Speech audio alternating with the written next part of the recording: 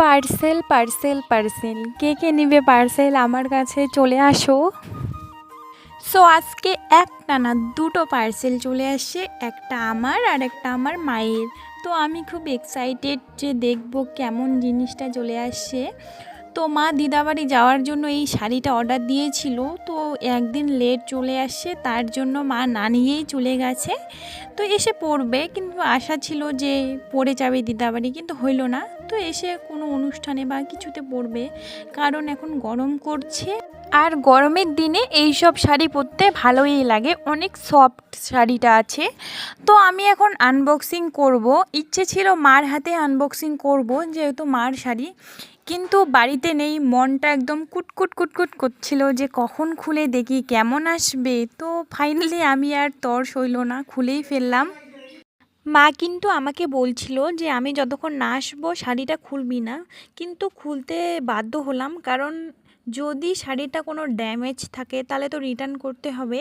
এখন যদি মা আসার জন্য আমি ওয়েট করে থাকি, তো 7 দিন তো রিটার্ন অপশন থাকে, সেই সেটা যদি চলে যায় তাহলে পরে এটা রিটার্ন করা যাবে না।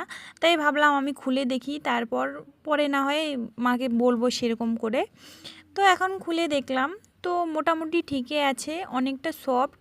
আর মেনলি একটা বিষয় আমি ভাবতে পারিনি, এই শাড়িটার মধ্যে ব্লাউজ পিসও আছে। তো আমি সেলাই করে দেব, কোনো ব্যাপার না, আমি সেলাই করতে পারি, মাকে আমি ব্লাউজটা বানাই দিব। তারপর এই যে দেখো আমার অর্ডারটার জন্য তো আমি পুরো এক্সাইটেড ছিলাম যে কেমন আসবে। এই অর্ডারটা ধরে নাও, এই জামাটা আমি কয়দিন আগেও একটা অর্ডার দিয়েছিলাম, ওটা ছিল গ্রিন কালারের। তো ওটা পরে আমাকে এতটা ভালো লাগছে, এতটা কমফর্ট লাগছিল জামাটা, যে ওই রকমই সেম আমি আর একটা অর্ডার দিয়েছি।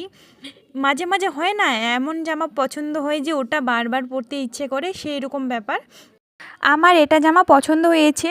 বাকি সবারে যখন আমি ধরে নাও গ্রিন কালারের জামাটা পরে যাই কোথাও, সবাই বলে এই জামাটা কোথা থেকে নিয়েছিস।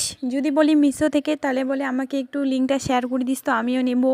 তো তোমাদের কোনটা বেশি পছন্দ হয়েছে অবশ্যই কমেন্টে জানাবে, আমার জামাটা আর না মার শাড়িটা। টাটা।